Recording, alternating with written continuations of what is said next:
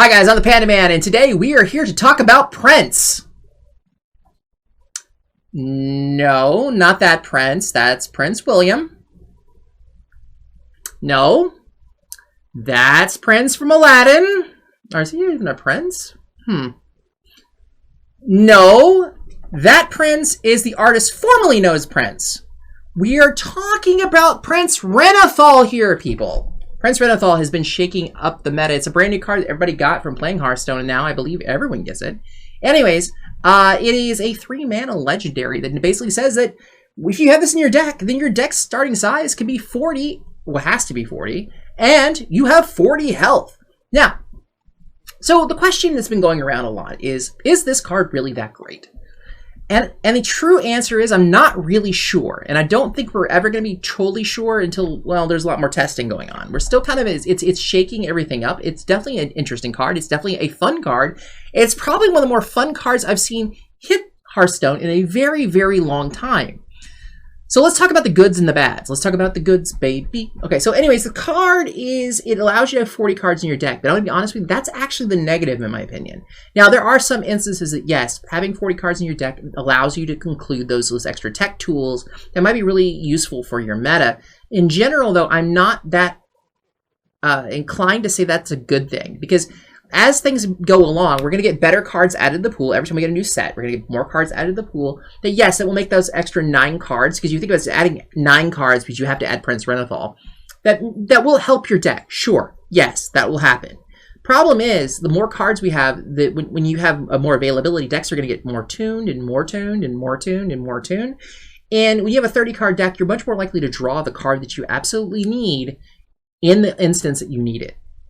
That doesn't mean that Prince Renethal is bad, though. Prince Renethal gives you an extra 10 health. Now, 10 health is, on its own sounds, oh, it's just 10. But that's an extra 25% health that you're starting the game. And this has been truly impactful upon the survivability and the ability to play some decks that normally you can't survive to get your combo off. So, yes, I am inclined to say that Prince Renethal is good. I'm not going to say he's a great card. I'm not going to say that he's really going to keep the meta shook up that much longer. But I definitely think right now he's absolutely worth playing. And because he is worth playing, ladies and gentlemen, I wanted to present you with several different options to try him out.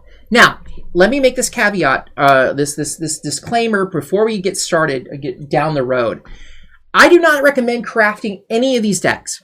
I do not necessarily think that these decks are going to be the deck, or even if Prince Renethal is going to be the card. But since you have Prince Renethal anyway, if you have the rest of the cards for any of these decks, you absolutely should try them out. Have a great time.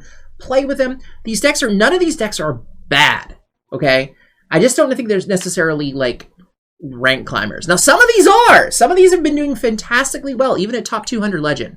So we'll kind of cover that, okay? But I want to start out with the deck that's actually, to me, has epitomized the beauty of having a 40-card deck.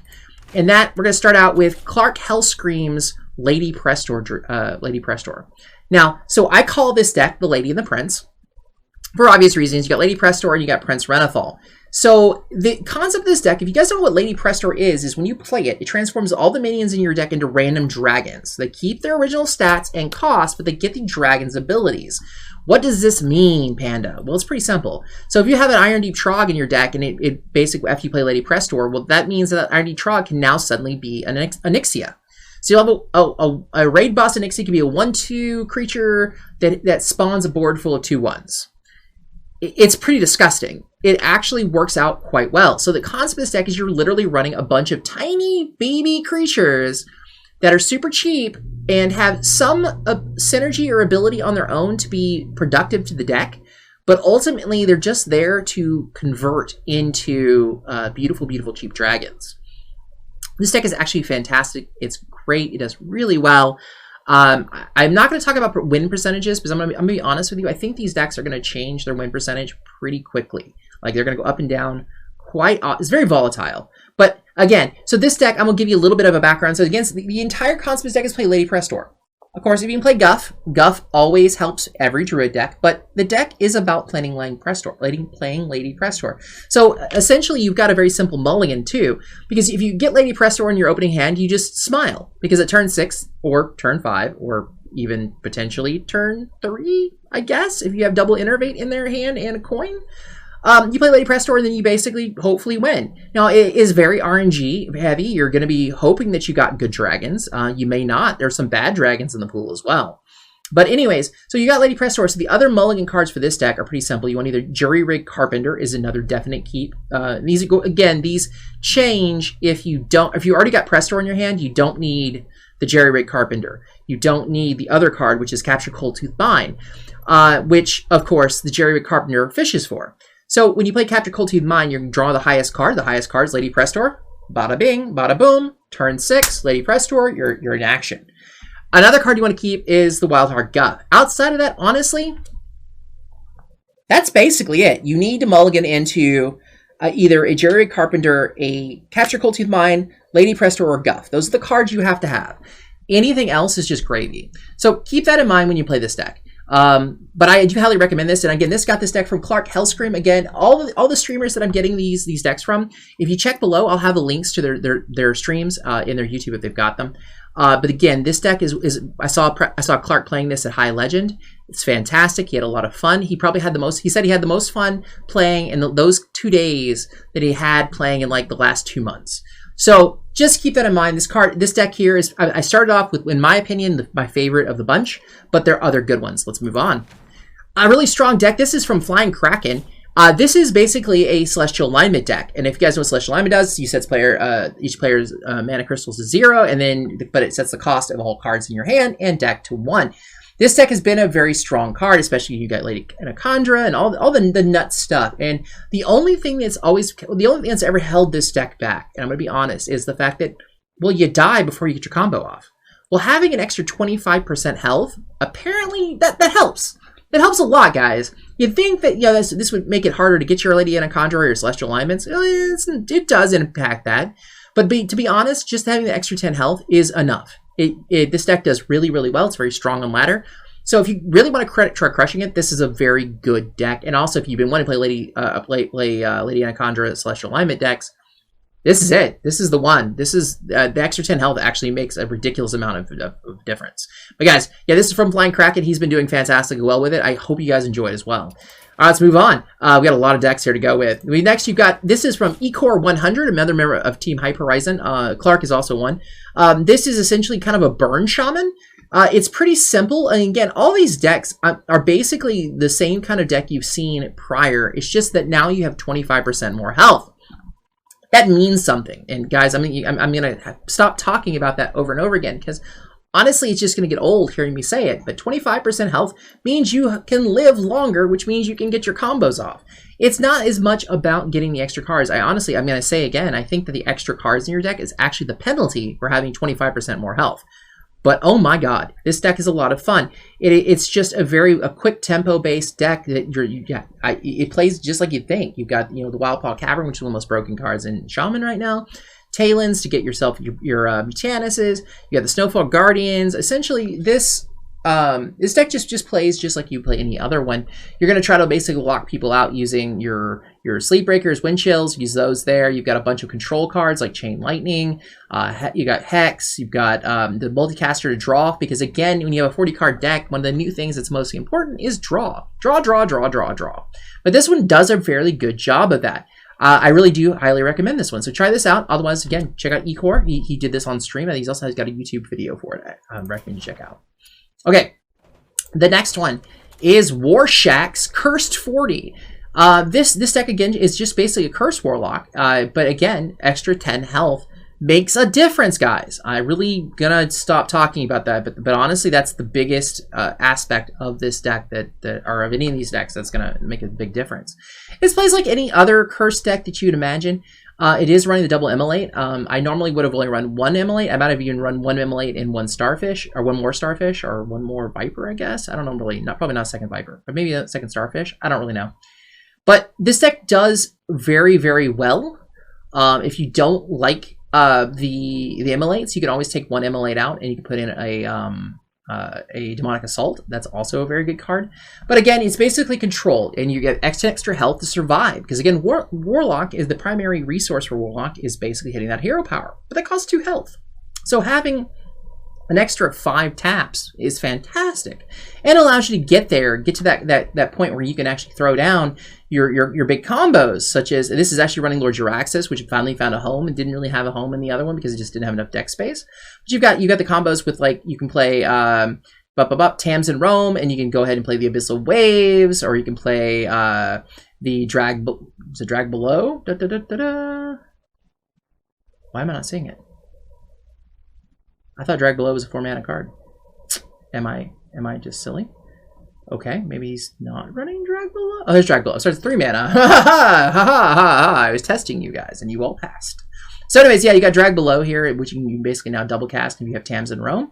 You have the ability to discount all your cards basically with the Rune Mythal Rod. Now, reminder on this, if you're playing the Rune Mythal Rod, if you discount your spells to 0, then Tamsin Roam will not give you a second copy. The spell has to cost at least 1. So keep that in mind. So if you get a spell down and you're about to do the Tamsin combo, but you don't have it yet, and you know that the Mythal Rod's going to discount your spell to 0, go ahead and just play it. There's no reason to hang on to it, really, as long as you have a slot.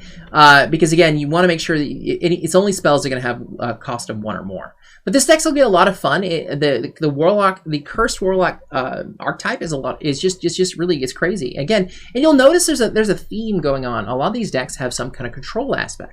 And again, because you have 40 cards, so you're not going to fatigue as easily, or you have 40 health, which means you can last longer, control makes a big difference. So yeah, I would totally check that one out. Then we also have Funky Monkeys, Prince Renethal Warrior. So Funky made a comment that this is basically just like the unkillable deck. He's not lying. It's a really hard deck to murder because you have such armor gain with the Igneous Lava Gorgers, and the deck's just about, it's all about playing those dragons, getting those dragons out, spamming them out. Then you play Kazakusan. Then suddenly your 40 card deck doesn't matter because you only have 10 cards in the deck, but you still had the 40 life. Still 25% extra health, but you're again down to 40 cards. Or down to, you take you're ignoring the extra penalty of having all the extra cards in the deck. And now, but again, in a control deck like this, it doesn't really matter if you have extra health. You have the time to get your combo off. And again, that's the problem. The only problem right now with Kazakusan is just that it takes a little bit of time to get the combo set up. Well, now you have the extra health. You got the extra time. So yeah, I highly recommend this deck. This deck really is, he isn't exaggerating that much when he says that this deck is just unkillable. It doesn't mean this is a 100% win rate. They can beat you. I'm not gonna try to snow blind you there or whatever. This deck's it makes it really tough to get through all the armor, all the control tools, till you basically can finish the game. All right, moving on. I'm going to do that, actually say that one later. So now this is a deck by Dexter. This is actually a Quest Priest. Now, I threw this in here. I have not tested this deck yet.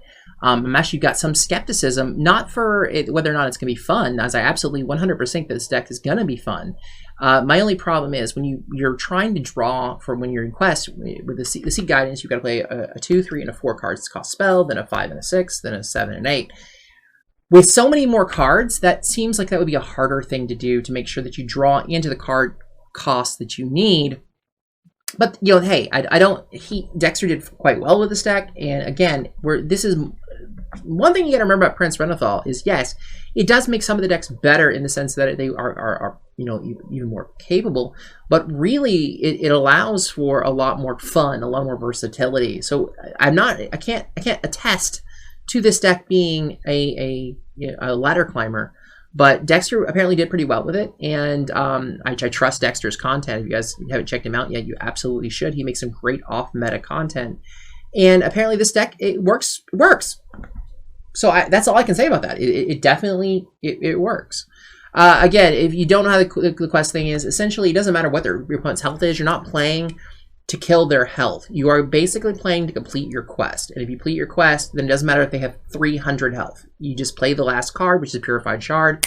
Boom, bada bing, bada boom. It's just, the game's over. You won. So again, 40 extra health is a huge deal in the regards that you have that extra life, that extra time to survive. So yeah, try this out. Tell me what you think. Again, now we're moving on. This deck is by Edelweiss. Edelweiss had made a fantastic Frontlines Paladin that I absolutely just raved about. And as Edelweiss talked about, Frontlines Paladin shouldn't work, but does. Well, this is kind of the same kind of principle. This, I believe, is actually the kind of the holy version of it, a holy paladin based off of 40 cards. But Edelweiss has done pretty well with this on ladder recently. I haven't had a chance to play this deck yet. But apparently, again, you have the situation where you've got the ability to extra health. And actually, Paladin has the ability to really utilize those extra 9 cards. So, guys, I highly recommend checking this out. Give it a run. See what you think. Again, all the deck codes are going to be below in the description, as well as links to the streamers that I got these from. But yeah, no, this deck, everything I've ever played by Edelweiss has been just absolutely just wonderful to play. Even if it haven't done like spectacularly well, I've always gotten over 50% win rate with Edelweiss's decks. And frankly, I've enjoyed the hell out of what I was doing. So totally check this out. Let me know, again, any of these decks, leave a comment below. Let us know how you've done on the ladder with them. I'm always curious. By the way, I'll also be doing content creation with all these decks over the next few days. These are the decks that I'll be trying to play and get, just try to get a feel for every one of the 40-card decks. But moving on, we're going to move on to Brian O'Brien's 40-card Mage deck. Brian O'Brien is a hell of a Mage player, if you guys don't know. He's a competitive player. He's also a member of Team Hyper Horizon. So essentially, this is basically kind of like a large ping Mage. Using Mordresh and again the big spells rune Archmage, Drake Fire Amulet. So essentially, it doesn't run wildfires because again this is a big spell mage, but it does use Mordresh because you've got enough time with the extra 25% health to manage to eke out enough to trigger your Mordresh. But this deck works really well. It looks just kind of like a big spell mage does it in the past. You just have a lot more like ability to throw in things like Doomsayers or to basically stall out the game. Far Watch Post as well. It's not a. I always had problems like squeaking in the Varden Dawngrasp because I always felt like it was, it's great for that one turn of hold, but it didn't really do much after that. Well, now you got 40 cards, it absolutely fits just fine. So if you've had any luck with kind of like the 40 with the big spell mage, I think you should definitely try this out. Having the extra health is a huge boon for this one. All right, moving on. All right, so I asked Hat Trick. I was like, okay, Hattie, my boy, my friend, my pal. I need a deck. I need a 40-card deck. What is the 40-card deck that you like for Hunter? Now, he said that, well, 40-card decks with Hunter is not really as good a thing right now. However, he's had a ton of fun playing this one. So is this a massive climber? No, I don't think so. However, is this a lot of damn fun to play? Yes, absolutely. And you should be able to easily eke out 50% win rate with it. So have fun with it. It shouldn't kill your win-loss ratio at all. It's just not as fine-tuned. There's just not enough cards currently, I think, in the Hunter pool to make this that viable. But this is a quest Hunter. So essentially, you just do the same thing you're always doing, except now you again the extra 10 health to get there. And it does add into a secret package, which again helps thin your deck out quite a bit. You get the Dunbalder bunker down, and you're drawing all your secrets. You get them out of the way. In your mulligan, do not keep any of your secrets. They're basically cards you want to pull later. This essentially plays just like any other quest Hunter deck.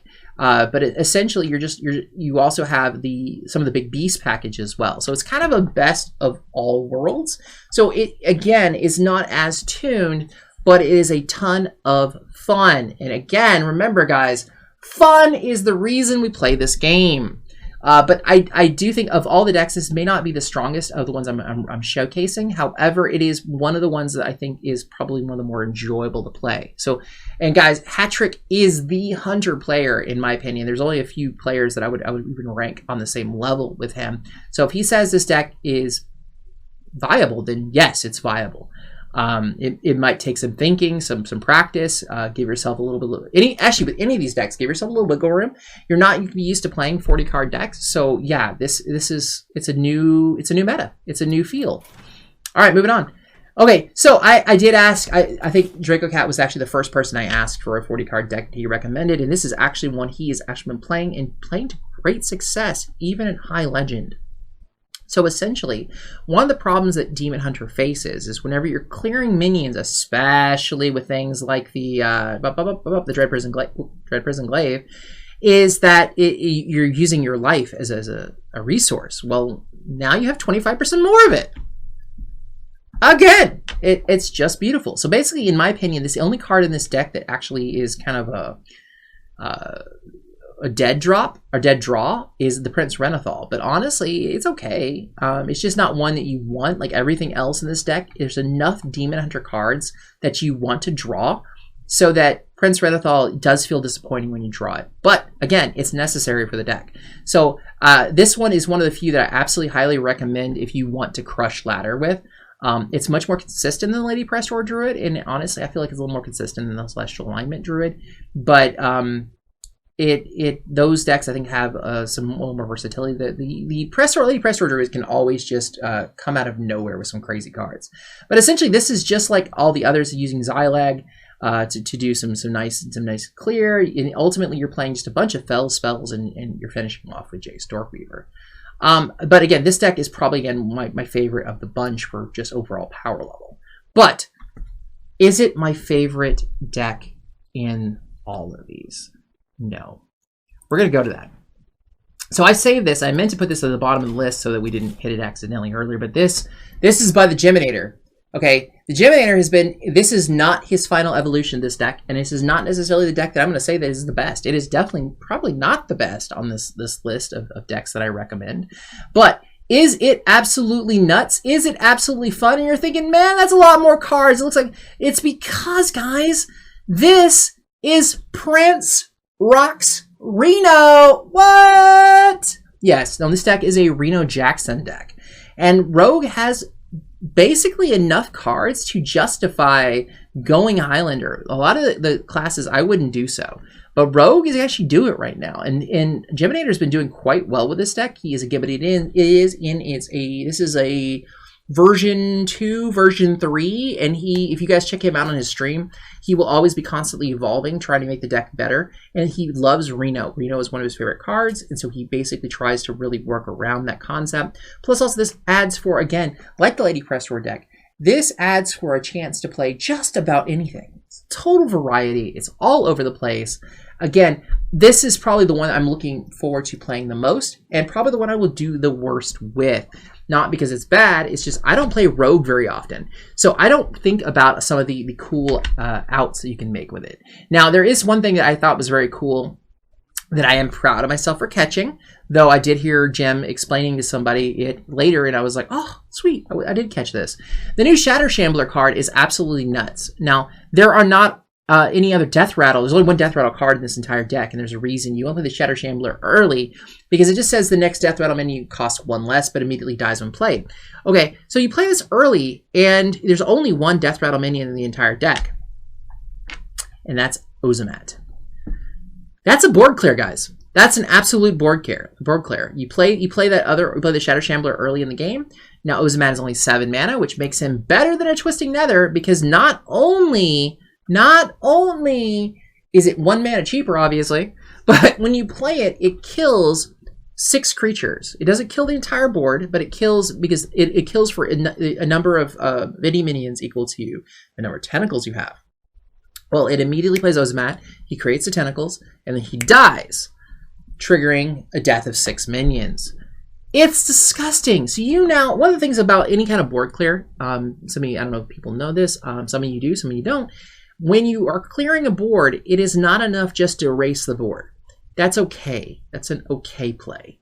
When you clear a board, what you want to do is immediately have something on board yourself afterwards so that you have the advantage. Well, this basically leaves you with 6 tentacles. Now, they're not great creatures, not by any means, but they will provide you with a board to work with from that point forward. And you've eliminated their board. So guys, this is probably my favorite overall and just absolute fun after craziness, because you're not always going to draw the same things, because again, it's 40 separate different cards. But oh my god, You have to check it out. And if you guys have trouble piloting this, absolutely stop by my buddy Jiminator's stream. He will happily explain how and why he does things. He's very good at vocalizing this stuff. Actually, every single streamer that I've covered, every single one is very good at explaining why they do things. And if you have any questions, every one of them is friendly. Every one of them is happy to answer those questions. So just do it. Just when you go to their stream, pop on and say, hey, Panda Man sent me. And I've been playing your new deck, and I think it's awesome. Why do you do this thing? Or how do you deal with this kind of situation? And they will absolutely tell you. So guys, I hope you enjoy this. The deck codes for all of these decks will be below in the description. While you're there, go ahead and hit subscribe. It's absolutely free for you, and it helps us out a ton. And if you like this video, please hit like. And if there's any comments, please leave them below. Anything kind of change you want me to do? If there's any decks you want me to cover in the future for on any of my content, or if you want me to cover a streamer for my Panda Pal segment, let me know. Otherwise, please also comment below if you try one of these decks and you do well with it, or you do piss poor with it. If it's garbage to you, it just doesn't work for you. Please leave that in the comments below. I want to know your experiences with them as well. I'm going to be trying these out, but I'd like to hear from you guys what it's done for you. Is it a good thing for you? Did you enjoy it? And remember, please be clear. Is it good? Did you enjoy it? Or is it good and you enjoyed it? Or you know, none of the above. Let me know. I want to know this stuff. But anyways, guys, I hope you enjoyed this video. I hope you enjoyed the content here that I've done. And again, check out every one of these streamers. Every single one of them is absolutely worth checking out. All of their content is fantastic. They come up with some truly unique, truly interesting stuff. They're just amazing players. So guys, I hope you have a fantastic time in ladder. I hope you enjoy Prince Renethal. And remember, guys, stay positive.